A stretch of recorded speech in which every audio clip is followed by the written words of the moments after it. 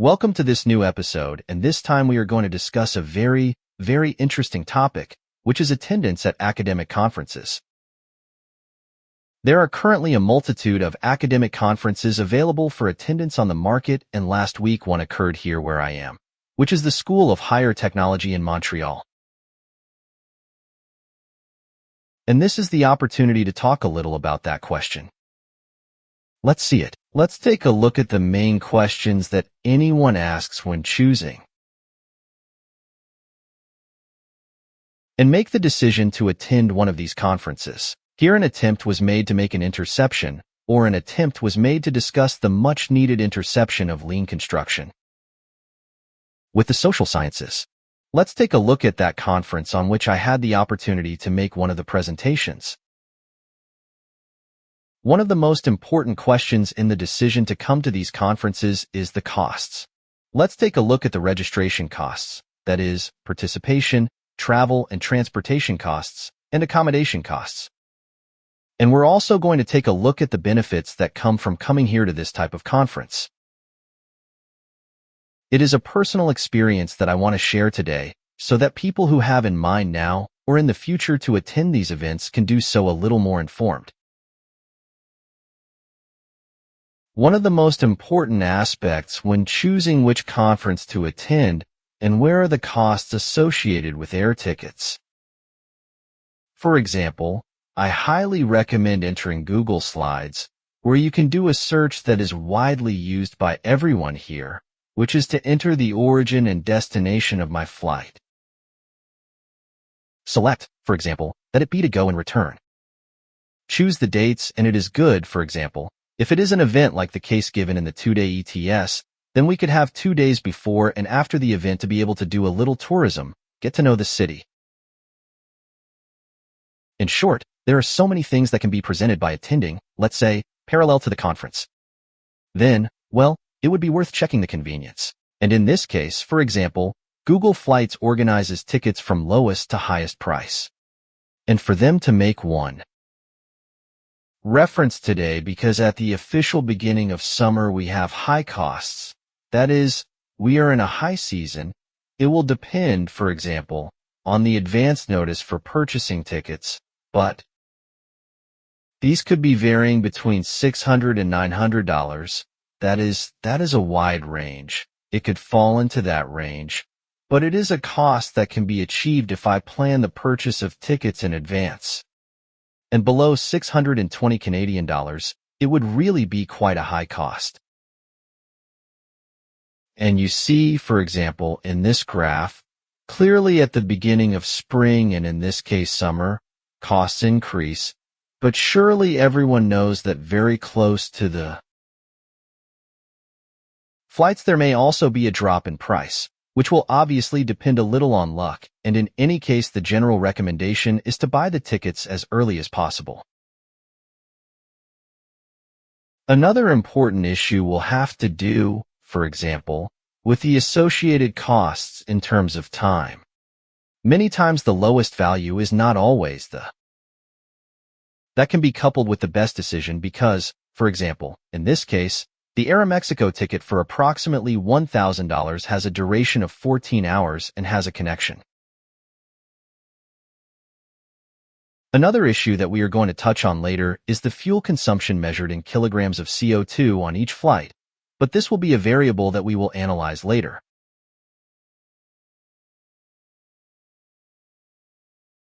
The third important aspect to review has to do with accommodation. And here, basically there is little that can be said, more that it will depend on preferences, the scarcity of rooms, and the way I review in advance. Logically, there are all the platforms, for example, for short rentals that one can use. An important recommendation is to locate close to the place where the event will take place, because that will facilitate nearby travel and the comfort of the trip. For example, in this case, where the STD, which serves for our example as the location of the conference, since it is in the surroundings of the city center, where, for example, in the case of Montreal, the largest number of hotel offerings is located. which is a very important area and will be close, for example, to tourist sites of all kinds. So, I'm not really going to stop here because the variety is quite wide. And the recommendation to be close to the conference venue and do it in advance will be the plus point. It can also help, for example, that family members or friends can be in the city and can serve because the cost has been increasing, especially in the context of Montreal, where inflation has, among other things, greatly increased the price of rooms around the tourist area of the city. I leave this aspect for each person to review according to their preferences. Taking advantage of the example of this LEED seal that was awarded to this building, the Pavilion E of the ETS, we are going to talk about a very important topic that is sometimes left aside, but it is the costs associated in environmental terms with attending this type of conference. Undoubtedly, when we move to more distant places, the people who go to these events pollute more in terms of the fuel used in airplanes and everything that has to do with travel. And the fact of being outside our city also causes average consumption to increase in general. Up to this point, adding the cost of registration to an event that is around $100, which is relatively low than average, air travel costs and lodging costs, we are already around $2,000 for a two-day event in the city of Montreal. So at this point you can see the overall cost associated. But we are missing a very important piece of information that has to do with the review of CO2 emissions due to our displacement. Obviously, when leaving our city abroad, we are going to consume more than average, more than usual. And that will be reflected especially in the fuel consumption of the flight. Returning to the Google Flights page, we could see, for example, that the same flights we reviewed a moment ago can be analyzed from an emissions point of view through this tool. For example, the ticket that we had valued as the lowest cost of about $1,012 has an emission of 463 kilograms of CO2. That, based on what our platform shows us, is a CIE 6% higher than the typical, which is 437 kilos. What does that mean? That one can review the convenience of organizing these data from the lowest emission to the highest. And that would mean that, for example, finding the direct flight between Bogotá and Montreal, which is about 6 hours and 45 minutes, would have the lowest emissions, which are 340 kilograms, 22% lower, obviously with the increase of around $500 on the round-trip ticket. That is where one can assess the importance, for example, of a shorter flight, obviously more comfortable and with less impact. Not saying that it is low, because it is high, but compared to the most economical flight, it represents a significant decrease, almost of the order of 30%. And so we could review. Until you reach the flight with the longest duration, not being the cheapest, with an important issue of 500 kilograms, this is how you see that once you look for the ticket with different connections, you can begin to review this other variable that many times it escapes our analysis, but today, and even more so in the future, it will become a central point for making decisions about whether or not to attend these events and how to do so. Finally, we are going to deal with the specific topic about the conference, and I am going to take the task of explaining each of the conferences and the points that I can make relevant, or the points that I can highlight about the intersection between lean construction and the humanization of that field. So join me in a detailed review of these aspects to do some dissemination of this very important topic for the construction, architecture, and engineering industry. Well, the first thing I would like to say about the conference is that on a general level it was very interesting and it was worth participating there with a presentation. The conference was organized over 2 days. Now I am using Notion more and more frequently, which I recommend to make records of anything, in this case, for example, a conference, where I simply save summaries, images, and this, for example, that we are seeing is the agenda of this event, organized over 2 days and with top-notch guests like Joskala, who was, let's say, the initial presenter. Initial after a welcome from Ivanka, who was one of the organizers and teachers, among others, of the ETS. And then there were blocks that were mediated by, obviously, moments of break and others simply for networking. But basically there was a presentation, for example, of the research group that sponsored this event, which is the ETS grid. And then Koskila's conference happened and other important academics, including people who are finishing their doctoral studies, are close to defending their research. And professors with a long career, especially from the Rio Grande do Sul University in Porto Alegre, Brazil, and the University of Hartsfield in England. So it was basically a presentation of an event that already has a 10th version. So I'm going to simply review and highlight the most important things. I would like to be careful, and these are, let's say, screenshots taken directly from the conference, but the authors are the people who appear here on the screen. In this case, Koskila.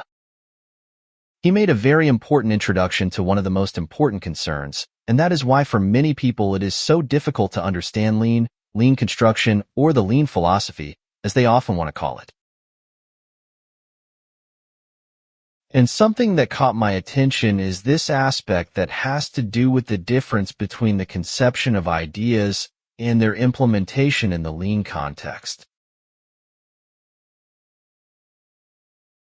And basically what Koskila talked about there is that there is a very strong research point about implementation processes. Regarding the implementation, perhaps the eyes will be on research. So Koskila is kind of a pioneer in this field, and hence the importance of him having attended the event.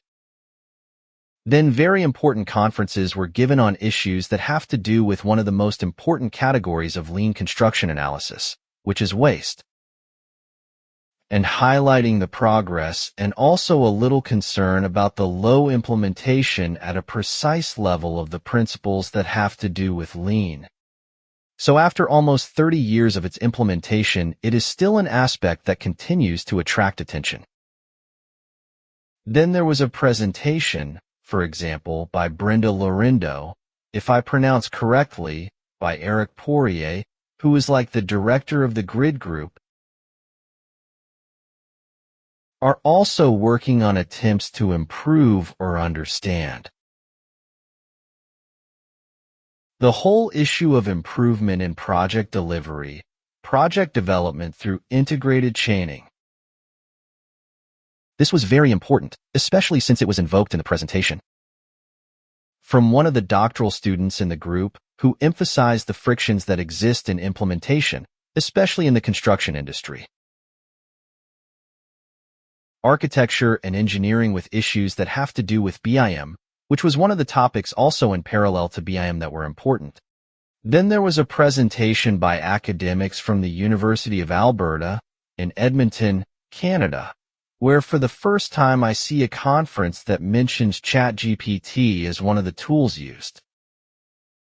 Here, in the presence of artificial intelligence models, is going to be increasingly frequent.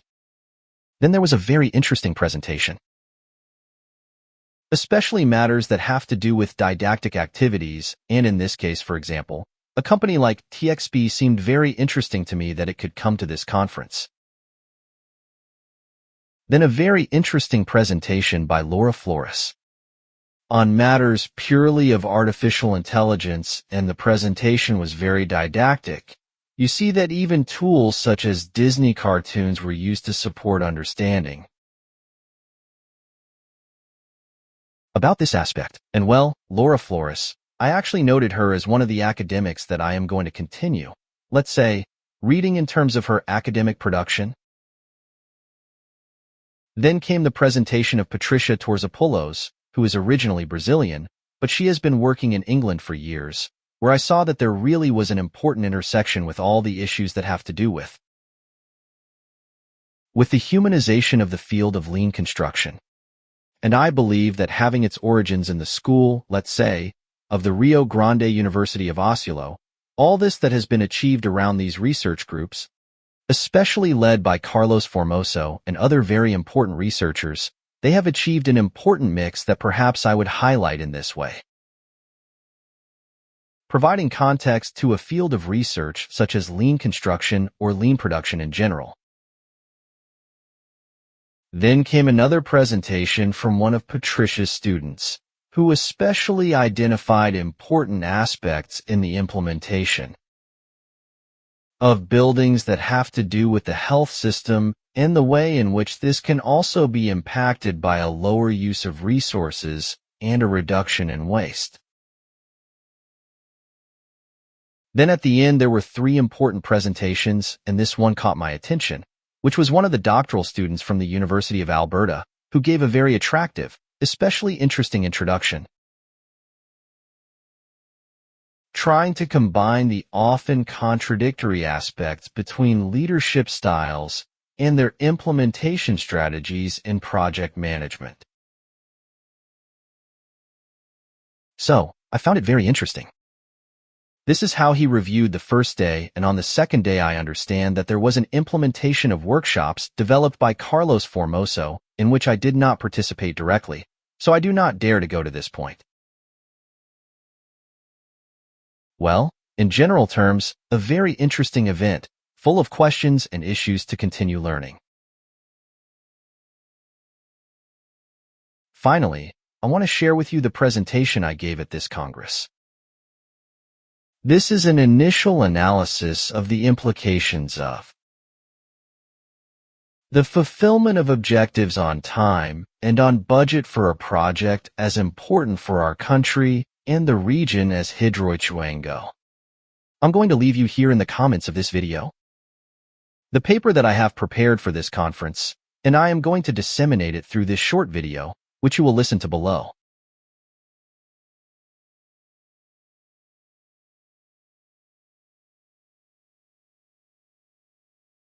Below are 3 representative images of the case. The Richuanco is one more hydroelectric dam built in Colombia, my country, and particularly at the crossing or junction of the second river, the most important in my canton, which is the so-called Rio Cauca.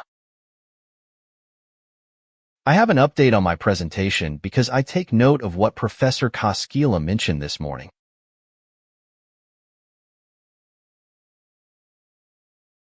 Those good decisions often produce good results because of implementation challenges.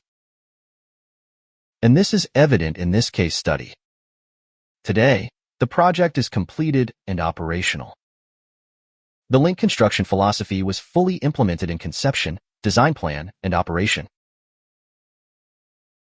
So it is a very, very strange contribution because it is an important project for my country.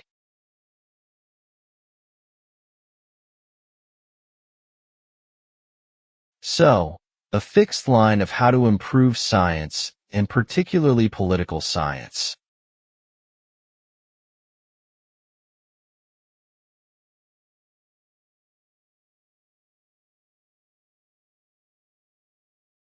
So I'm going to present.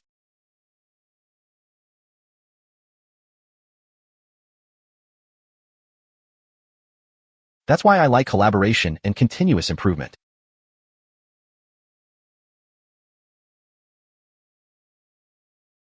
But on the other hand, huge goal today.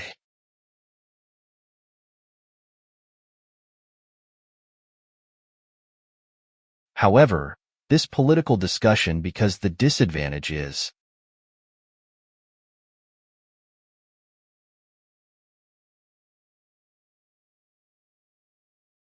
this is how the project was conceptualized in the 60s.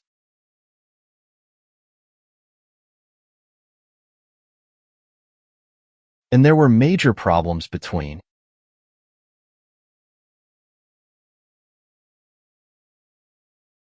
there was a long gestation period. The project, as I mentioned before,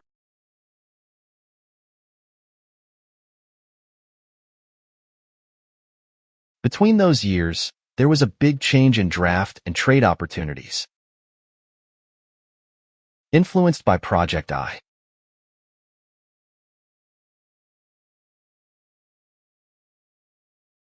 And implementation. So at the end of the day, political campaigning was often influenced by a political argument.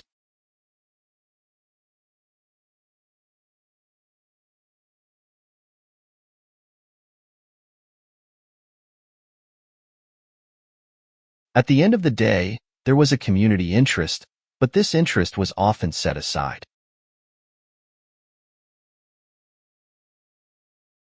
To analyze what has happened in this implementation of the Warsaw Clean Model decision, it is important to recognize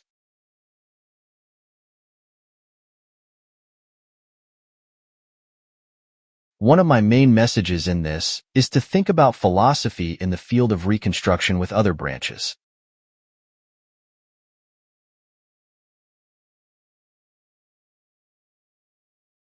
There is that.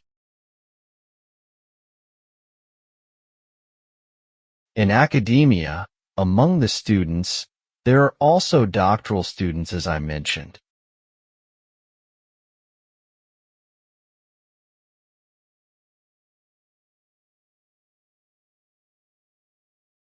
The importance of robust access to risk and the relationship with BM principles for more resilient and sustainable project management.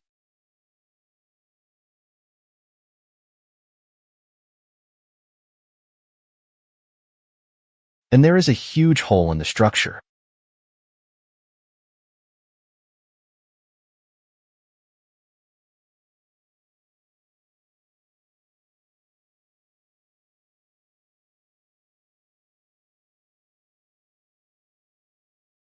In large projects, towards a more inclusive and transparent decision-making process.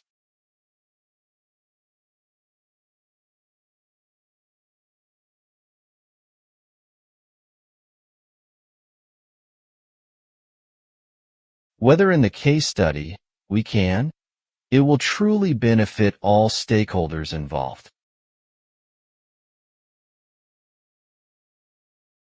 Not exclusively, but all. Thanks for your time.